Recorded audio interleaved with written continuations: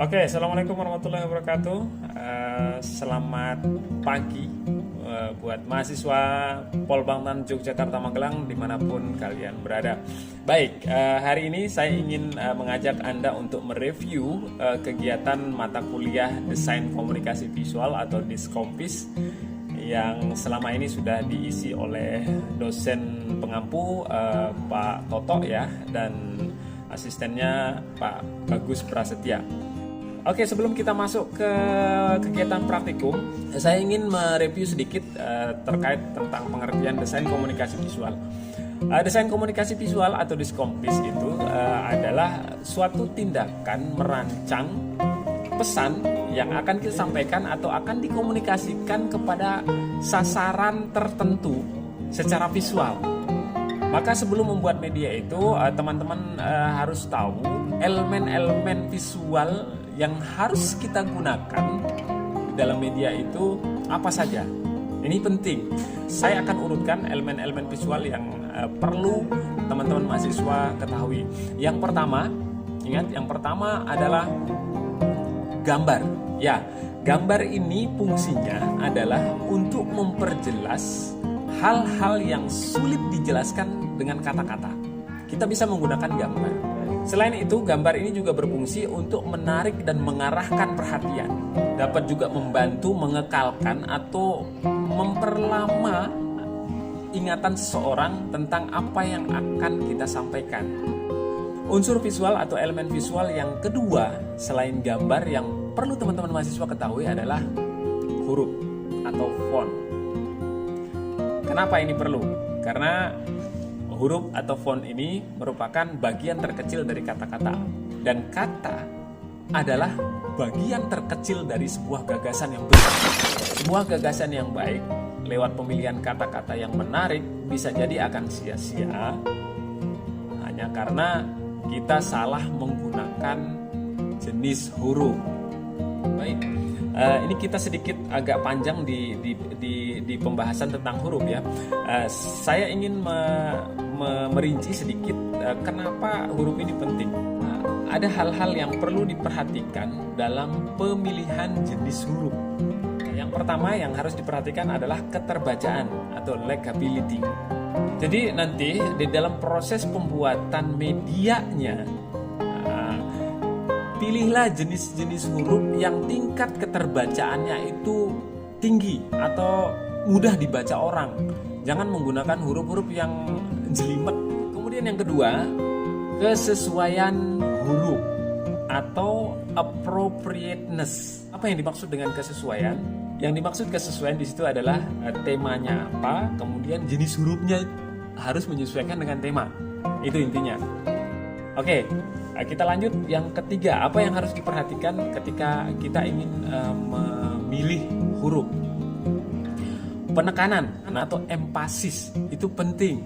Ada titik-titik tertentu atau kata-kata atau kalimat-kalimat tertentu di dalam sebuah media itu yang oleh desainernya dibuat warna yang kontras dari yang lainnya. Itu yang disebut penekanan. Jadi proses penekanan kata-kata itu bisa menggunakan warna, bisa menggunakan jenis huruf juga dengan font yang berbeda dengan yang lainnya di sekitarnya. Itu ya. Jadi itu yang dimaksud dengan empasis atau penekanan kata-kata.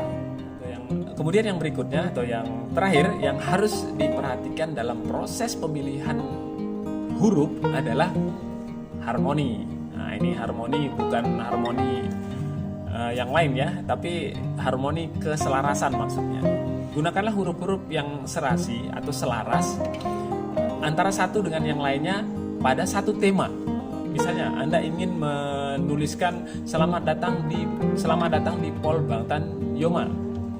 Kata selamatnya digunakan jenis hurufnya melungker-lungker, kemudian datangnya digunakan dengan huruf yang Arial misalnya, kemudian Polbangtannya dirubah lagi. Nah, ini jadi ruwet. Jadi ruwet, pesannya itu jadi terkesan ruwet. Oleh karena itu, yang dimaksud dengan keselarasan atau harmonisasi itu pilihlah huruf yang selaras pada satu tema tertentu. Itu. Oke, kita lanjut ke unsur atau elemen visual yang ketiga. Elemen visual yang ketiga setelah gambar, kemudian setelah kata-kata, yang ketiga adalah warna. Jadi warna-warna ini bisa kita gunakan untuk memprovokasi perasaan orang lain. Biasanya seorang desainer itu memilih warna ini mesti dia punya alasan tertentu. Lah kemudian kalau misalnya kita tahu di situ itu sasaran kita itu seneng warna pink misalnya, tidak ada salahnya gunakan warna itu untuk memprovokasi perasaan mereka, supaya pesan yang kita sampaikan itu diharapkan bisa perasaan mereka juga terkait dengan pesan yang kita sampaikan. Itu yang ingin disasar oleh penggunaan warna dalam desain komunikasi visual. Sedikit saya sampaikan, misalnya ini coba Anda perhatikan logo bank. Logo bank itu kebanyakan menggunakan warna apa? Ya, kalau yang sudah tahu warnanya apa, jadi kenapa mereka menggunakan warna itu? Warna itu apa? Udah ya jawabannya ya. Logo bank ya, BNI, kemudian Mandiri, kemudian BCA. Nah, kenapa mereka menggunakan warna itu? Karena secara maknawi warna itu menunjukkan, menggambarkan kepercayaan, warna kepercayaan. Jadi orang-orang yang menggunakan warna itu seolah-olah ingin dikatakan aku ini orang terpercaya, gitu. Percayakan padaku. Nah, kira-kira seperti itu. Itu kawan-kawan, mulai saat ini dalam proses perancangan atau proses desain komunikasi visualnya itu tidak sembarangan menggunakan warna. Jadi maksud saya tidak sembarangan, ya Anda menggunakan warna itu paham maksudnya, tahu tujuannya, itu yang paling penting. Walaupun terkadang nanti ada warna yang jomplang di situ, itu istilahnya itu di dalam satu poster. Loh, kok ada warna yang bukan tidak serasi ya, ada warna yang tiba-tiba jomplang. Tapi kalau memang itu maksudnya ada maksud-maksud tertentu, it's not problem, tidak masalah, silahkan digunakan. Dan Anda tahu alasannya apa, itu yang paling penting. Oke?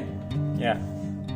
Baik, setelah gambar, kemudian huruf, dan yang ketiga warna, unsur yang berikutnya yang perlu teman-teman ketahui adalah bentuk dan garis. Nah, ini penting. Jadi tidak kalah pentingnya juga dengan unsur yang lainnya, karena unsur ini saling menunjang ya. Ya, garis atau bentuk ini biasanya digunakan untuk mendukung tampilan ya, mendukung tampilan atau mendukung artistik dari media itu.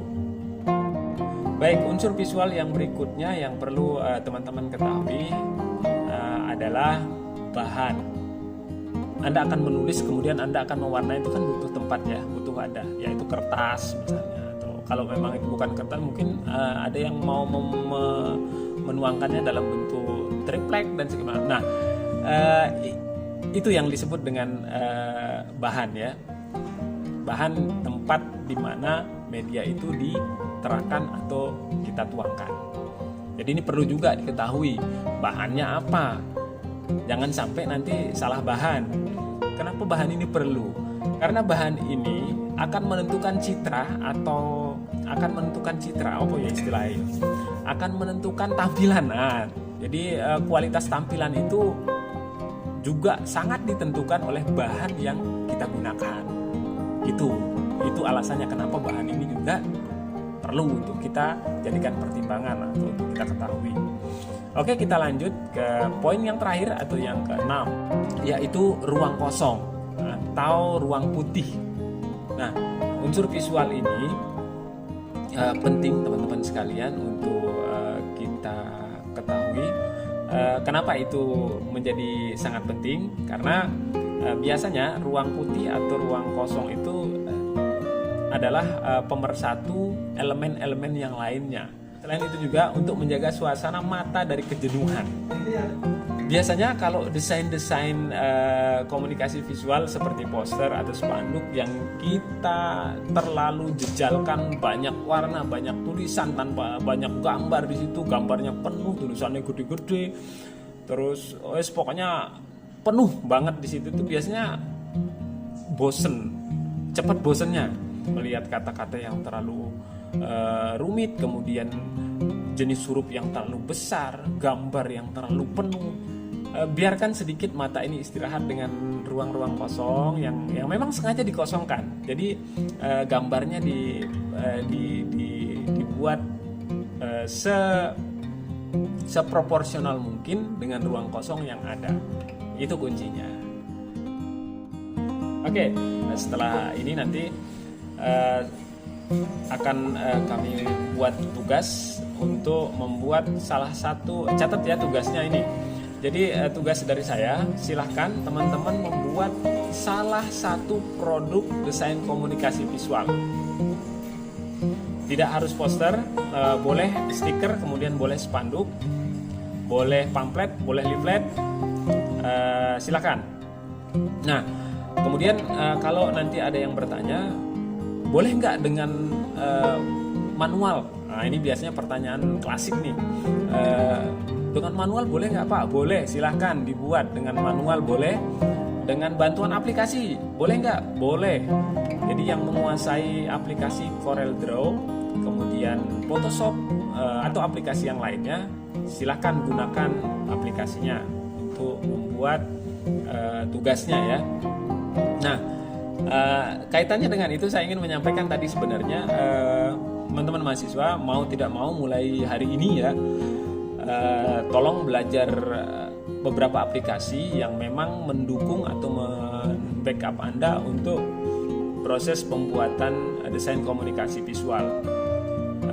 Ini hukumnya wajib sebenarnya bagi seorang diskompis, sebagai seorang desainer komunikasi visual. Anda harus kuasai itu. Paling tidak, walaupun tidak banyak, paling tidak 2 aplikasi Anda harus kuasai, Photoshop dan Corel. Jadi Corel Draw dan Photoshop. Silahkan di download atau yang sudah punya minta temannya, tolong dibagikan ke temannya untuk diinstalkan ke laptop atau komputernya masing-masing. Jadi itu ya. Jadi kita tidak bisa praktek terlalu banyak kalau Anda belum menguasai minimal 2 aplikasi itu. Nah, bagi yang belum menguasai aplikasi itu sebenarnya ya mau nggak mau ya harus belajar karena mata kuliah ini langsung bunyinya diskompis, dianggap teman-teman mahasiswa sudah, saya menganggap teman-teman mahasiswa sudah belajar itu gitu loh. Jadi sudah belajar Corel, sudah belajar Photoshop. Jadi karena di Polbangtan tidak ada mata kuliah itu secara khusus ya, mau tidak mau teman-teman harus belajar mandiri untuk menguasai 2 aplikasi yang bisa mendukung untuk proses pembuatan desain komunikasi visual. Oke, jadi tugasnya itu silahkan teman-teman catat ulang tugasnya. Saya ulangi lagi tugasnya, membuat salah satu produk desain komunikasi visual dalam bentuk media poster boleh, media leaflet boleh, pamflet boleh, spanduk boleh, stiker boleh, box makanan atau desain kotak makanan boleh, silakan. Desain produk atau kemasan produk apa boleh. Oke, nanti kita coba lihat hasilnya. Syukur-syukur minggu depan sudah rampung ya, sebelum mata kuliah ini berakhir dan sebelum mata kuliah ini diujikan, tugasnya sudah selesai dan kita bisa diskusi. Oke, mudah-mudahan apa yang saya sampaikan hari ini bisa membawa manfaat bagi teman-teman sekalian dan saya pribadi. Kurang lebihnya saya mohon maaf. Wassalamualaikum warahmatullahi wabarakatuh.